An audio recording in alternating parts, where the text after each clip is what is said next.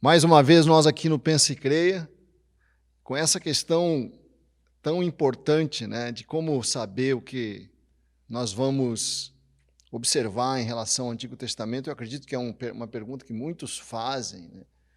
Qual a pergunta que é desse Pensa e Creia mesmo? É a seguinte, eu vou resumir, né?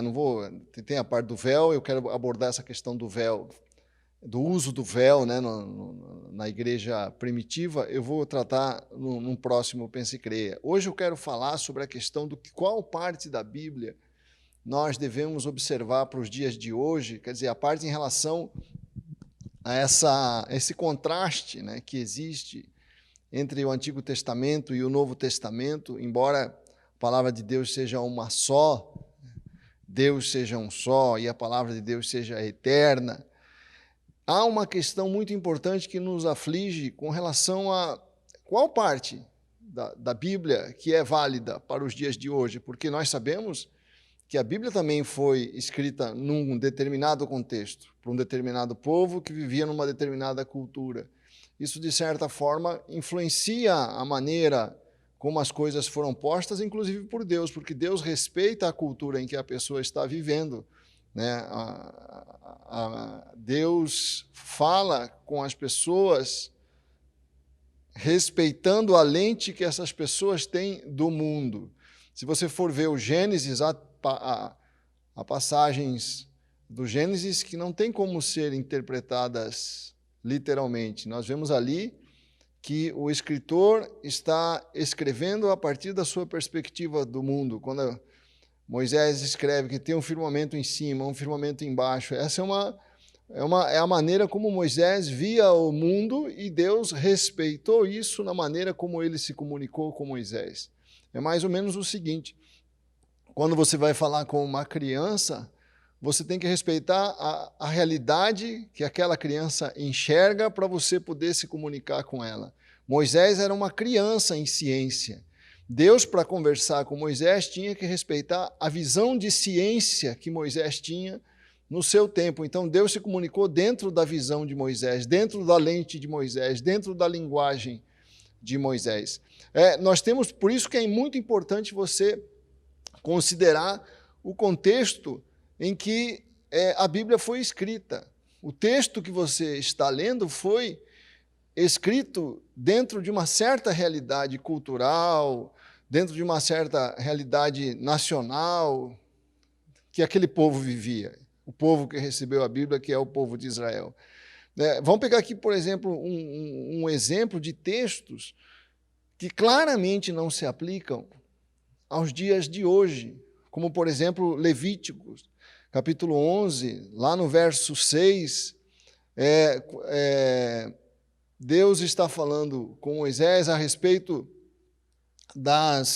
dos animais que poderiam ser consumidos, né, como alimento naquele tempo. Diz aqui, por exemplo, a lebre, embora rumine, não tem casco fendido, considerem-na impura.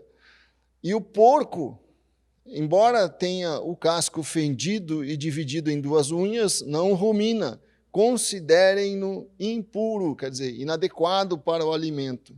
Vocês não comerão a carne desses animais, diz o verso 8, nem tocarão em seus cadáveres, considerem-nos impuros. Quer dizer, nós vemos aqui um texto que foi escrito por razões que Deus sabe para aquele povo em relação ao consumo de alimentos, que nós sabemos que não se aplicam a nós. Então, você não consome uma bela linguiça no domingo, né? É feita de porco. Nós consumimos muita coisa que é feita de porco. E não vemos, como cristãos, problema nenhum em relação a isso. Outro texto, por exemplo, lá em Gênesis, capítulo 17, diz assim, no verso 12, da sua geração em diante, todo menino de 8 dias de idade entre vocês, falando aqui com Abraão, né, terá que ser circuncidado, tanto os nascidos em sua casa, quanto os que forem comprados de estrangeiros e que não forem descendentes de vocês. Sejam nascidos em sua casa, sejam comprados, terão que ser circuncidados. Minha aliança marcada no corpo de vocês será uma aliança perpétua. mas nós também não cumprimos isso, né? Salvo os judeus, né, que ainda mantêm o costume da circuncisão, os cristãos não observam essa norma, né? Mas por que nós não observamos? Como saber quais passagens nós devemos observar, quais passagens se aplicam a nós, quais passagens não se aplicam a nós, né?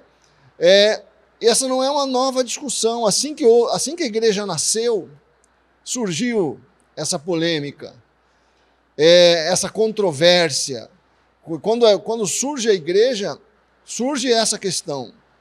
Que parte da lei de Moisés nós vamos ter que observar? Que parte da lei de Moisés se aplica a nós? Nós temos que circuncidar, e é interessante que já naquela época havia uma corrente, né, mesmo entre os cristãos e principalmente dos judeus da igreja de Jerusalém, que sustentava que mesmo os não-judeus, mesmo os gentios, os gregos e os demais povos que se convertiam, os europeus em geral, deveriam praticar a circuncisão, né? Você está ouvindo aí um barulho, é o barulho da chuva, está chovendo aqui forte, né?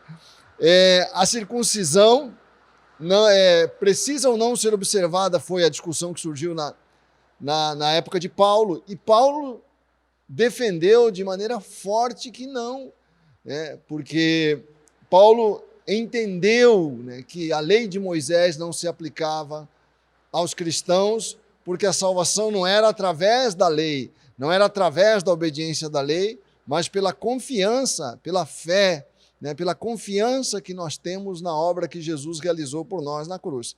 Esse é o caminho da salvação. O caminho da salvação é a fé em Jesus. Então, a igreja se reúne, há uma grande discussão, o apóstolo Paulo defende a posição dele, os judeus parte dos judeus defende que nós tínhamos que observar o sábado, nós tínhamos que observar a circuncisão, nós tínhamos que observar a lei de Moisés em relação à alimentação e tudo mais, né? Então, a igreja decidiu, depois de uma longa discussão, você pode acompanhar isso lá no livro de Atos, capítulo 15, é interessante ler no livro de Atos surge, mas qual parte do Antigo Testamento que nós temos que observar? Até que no fim eles tomam uma decisão e escrevem para os cristãos não judeus o seguinte, isso está lá em Atos 15, a partir do verso 28, eles escreveram para os cristãos o seguinte: pareceu bem ao Espírito Santo e a nós não impor a vocês nada além das seguintes exigências necessárias: abster-se de comida sacrificada aos ídolos, do sangue, da carne de animais estrangulados e da imoralidade sexual. Vocês farão bem em evitar essas coisas, que tudo lhes vá bem. Quer dizer, nós vemos aqui que as leis cerimoniais, as leis sobre sacrifícios, a lei sobre festas, a lei sobre alimentação, as leis sobre dias santos não precisavam mais ser observadas, porque tudo isso eram símbolos, né, daquilo que Jesus realizou na cruz para nós, símbolo da separação do povo de Israel das demais nações. Isso não é mais necessário, a separação se dá por uma postura do coração, uma atitude do coração. A religião cristã é uma fé do coração, não é mais uma fé de observâncias externas, né? Então, é por isso que nós vemos aqui uma grande mudança na vida cristã. Eu não preciso mais observar ponto por ponto da lei como os judeus. Mas o que é então que precisa ser observado, já que a lei cerimonial não precisa mais ser observada? As leis que foram escritas para a nação de Israel, enquanto eles estavam como nação, né, sujeitos a leis civis, leis que aplicavam penas de morte, leis penais, essas leis não se aplicam a nós porque nós não somos aquele Estado de Israel naquela situação. Então, as leis civis, as leis cerimoniais, as leis sobre alimentação, as leis sobre sacrifícios, nada disso mais se aplicam a nós, conforme houve uma decisão clara da igreja,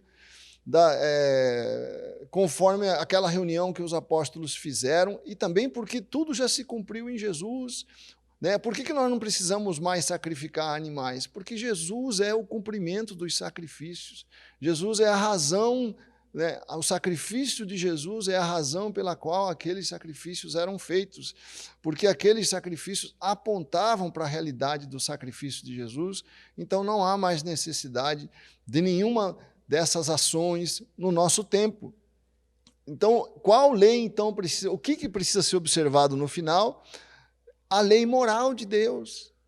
A lei moral de Deus, porque a lei moral de Deus expressa o caráter de Deus. Aquilo que é moral, honra teu pai e tua mãe, é uma lei cerimonial, é uma lei moral. É claro que é uma lei moral, porque a lei moral é aquilo que faz com que você discirna o que é bom para a vida. A lei moral faz com que você discirna o bem e o mal. Honrar o pai e mãe é o bem. Os 10 mandamentos expressam não uma cerimônia, mas o caráter de Deus.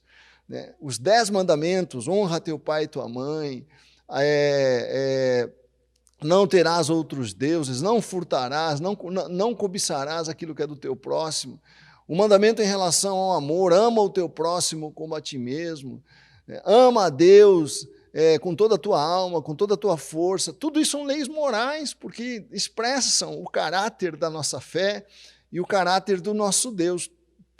Você vai ter que fazer, quando você estiver diante de um texto na Bíblia, você tem que fazer a seguinte pergunta: isso aqui é uma lei moral ou isso aqui é uma lei cerimonial que vale para aquele povo, para aquele tempo, para a época em que essa norma foi escrita? É essa a pergunta que você tem que fazer. Às vezes não vai ser tão fácil e tão simples fazer esse discernimento, mas nós temos algumas maneiras de estabelecer essa distinção. Uma, por exemplo, se o mandamento é repetido no Novo Testamento. Se o Novo Testamento repete, por exemplo, como ama teu próximo como a ti mesmo, é um mandamento que está no livro de Levíticos, que é repetido constantemente no Novo Testamento. Então, essa é uma lei moral evidente, né? Aquilo que está registrado, aquilo que está repetido, as leis sobre moralidade sexual, que estão repetidos no Novo Testamento, não tenha dúvida que são para ser observadas. Mesmo porque, nessa carta que a igreja enviou para os gentios, que nós lemos aqui em Atos 15, há expressa referência a essa moralidade. Enfim, são essas as coisas que devem continuar a ser observadas. Essa parte, né, dos mandamentos do Senhor, a parte moral, a parte que expressa o caráter de Deus, a parte que expressa a vontade de Deus para a vida de qualquer pessoa. Isso é a lei moral de Deus, né? Agora, e o véu? O véu é um mandamento que está no Novo Testamento, né? A mulher usar o véu na igreja. Por que é que nós não observamos essa norma? É sobre isso que nós vamos tratar depois, na segunda parte desse estudo, no Pense e Creia. Até lá!